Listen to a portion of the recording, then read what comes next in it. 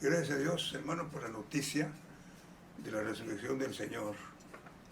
Oímos así con agrado a muchos hermanos por estos medios actuales, por el teléfono. Cristo vive, como si fuera una noticia de apenas este domingo pasado, cuando que es una noticia que ya tiene más de 2000 años.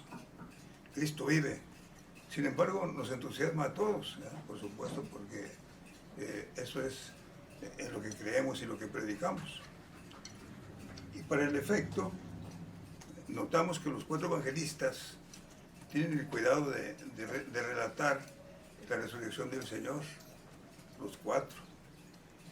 Y descubrimos inclusive que los 4 registran el caso de la visita, del esfuerzo de las mujeres, del valor de las mujeres para ir a la tumba. Inclusive se preguntaban, ¿quién nos removerá la tierra, la piedra? Porque ellas querían ungir el cuerpo del Señor y llevaban mucha confianza de que ahí iría a haber alguien que les moviera la piedra, lo que sería prácticamente imposible, ¿verdad? Pero bueno, ellas decían, vamos, y alguien será el que nos remueva la piedra.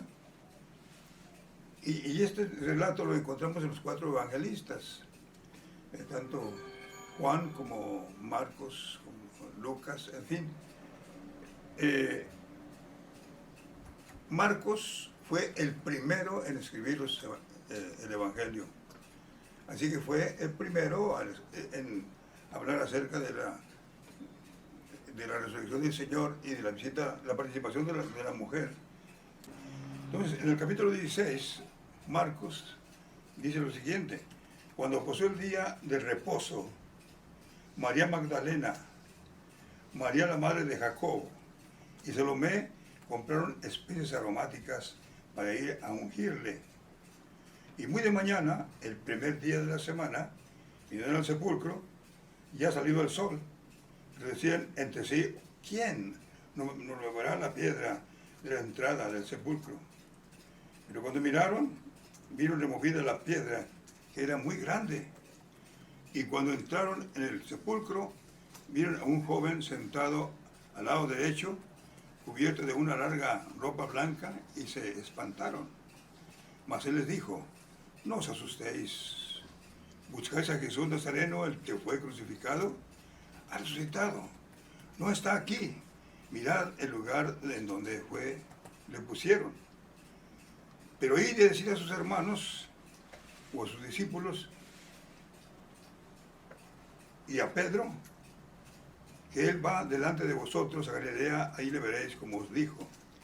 Y ellos se fueron huyendo del sepulcro porque los había tomado temblor y espanto, ni decían nada a nadie porque tenían miedo. Bien, entonces aquí vemos que ellos vieron el sepulcro vacío. Y eso lo registra Marcos en su relato. Y si nos ponemos a leer cada relato que encontramos en los diferentes evangelios, vamos a encontrar algunas diferencias pequeñas. Ahora, Juan fue el primero en escribir este pasaje y habló de esta visita de las mujeres, quienes fueron, y entre ellas se mencionó a María Magdalena. Juan hace más énfasis en esto, en cuanto a la visita de María Magdalena, pero no vamos a mencionarlo. Lo que quiero decirles es que los 4 relatan la participación de las mujeres e inclusive destacan el valor de las mujeres para ir al sepulcro, mientras que los discípulos estaban allá todos reunidos sin hacer nada. Quién sabe qué platicarían allá entre ellos, pero no hicieron nada para comprobar que Jesús había resucitado, hasta que estas mujeres fueron y les avisaron. Y otro de los evangelistas dice que Pedro y Juan salieron corriendo para comprobar acerca de la resurrección del Señor o del sepulcro vacío. Pero ellos iban preparados con la idea de que alguien se había llevado el cuerpo. Ahora bien, el tema que yo tengo aquí no es propiamente eso, porque ya pasó la resurrección, pero sí yo pensé en que viéramos algo que fuera posterior a la resurrección. Y me llamó la atención el relato de Marcos, cuando dice allá en el versículo 16, id por todo el mundo y predicad el Evangelio a toda criatura. El que creyere y fuere bautizado será salvo, mas el que no creyere será condenado. Y esas señales seguirán a los que creen en mi nombre. Echarán fuera demonios, hablarán nuevas lenguas, tomarán en las manos serpientes, y si bebieren cosas mortíferas no les harán daño, y sobre los enfermos pondrán sus manos y sanarán. Y notamos el énfasis que dice el Señor: estas señales seguirán a los que creyeren. No dice, esas señales seguirán a algunos de los que creyeren, sino a los que creyeren. A ti y a mí, que hemos creído en Cristo, nos corresponden esas señales. Y por supuesto que nos ponen a temblar un poquito, porque ahí menciona detalles muy especiales. Por ejemplo, si tomaran alguna cosa mortífera no les hará daño. Los enfermos pondrán sus manos y sanarán. Y si jugaren con serpientes, ellas no les morderán. Entonces es muy marcado, como lo dice, como lo registra el evangelista Marcos. Ahora, Jesús lo había dicho ya en Juan 14, 6, pero de otra manera. En Juan 14, 6, Juan 14, 12, dice, de cierto os digo, que el que en mí cree, las obras que yo hago, él las hará también, y mayores hará, porque yo voy al Padre. Entonces tiene una semejanza con lo que dice Marcos. Lo cierto es que allá el Señor Jesús lo dijo, y aquí en Marcos hay una cosa que tenemos a nuestro favor, y voy a mencionarla porque quiero que todos seamos conocedores de esto. El Evangelio según San Marcos termina con el versículo 8, pero los manuscritos más antiguos, en los que más se confía, registran exactamente que allí terminó el Señor. Sin embargo, esto lo pusieron algunos de los siguientes escribas que hicieron una copia de los evangelios. Y ellos jugaron importante poner esto, pero exageraron. Y mencionaron aquí algunas cosas que pues, después fueron causa de errores. Por ejemplo, cuando dice, el que creyere y fuere bautizado será salvo. Aunque después aclara, mas el que no creyere será condenado. Pero como que se dijo en la primera parte, que fue la que trajo confusión, porque esta tarde que temprano vino a ser causa de la regeneración bautismal, porque empezaron a haber gentes que pensaban que cuando una persona se bautizaba era regenerado, será salvo, y no hay tal cosa en la Biblia de que el bautismo salve. Sin embargo, como digo, surgió este error que por supuesto tuvo ciertas cosas durante la historia.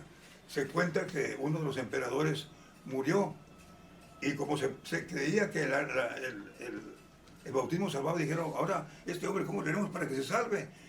Ha muerto y no se ha bautizado, y no podemos llevarlo ya a la pila porque la condición en que se encuentra. Y entonces dijeron, pues vamos a traernos todo el agua de la pila y se la vaciamos en su cama. Y así fue como lo hicieron con este emperador. Le vaciaron todo un bautisterio en su cama. Y más tarde empezaron a decir las gentes, bueno, pero ¿para qué es tanta agua? Con poquita agua es suficiente. Y ahí nació el bautismo por aspersión. Y todos esos errores que encontramos a lo largo de la historia, en el cristianismo, esos errores garrafales. Todo porque algunos de los escribanos que hicieron copias de los manuscritos más antiguos, pensaron, vamos a agregarle esta partecita porque es importante, pero como te digo, exageraron. O como le digo a ustedes, mis hermanos, exageraron. El Señor Jesucristo ya había dicho una cosa parecida, pero más normal, más creíble, más exacta. De cierto digo que el que en mí cree, las obras que yo hago, él las hará también. Y el Señor sí hizo todas estas obras que encontramos aquí mencionadas en el Evangelio según San Marcos, con excepción de que jugara con serpientes.